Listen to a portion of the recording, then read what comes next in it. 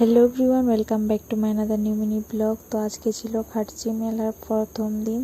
তো আমি আর মা মিলে বেরিয়ে পড়লাম মেলায়। তো এই দিন প্রচণ্ড বৃষ্টি ছিল, তো তার জন্য একটু লেট করে বেরিয়েছিলাম। তো তারপর গিয়ে দেখি এখানে মোটামুটি ভিড় ছিল।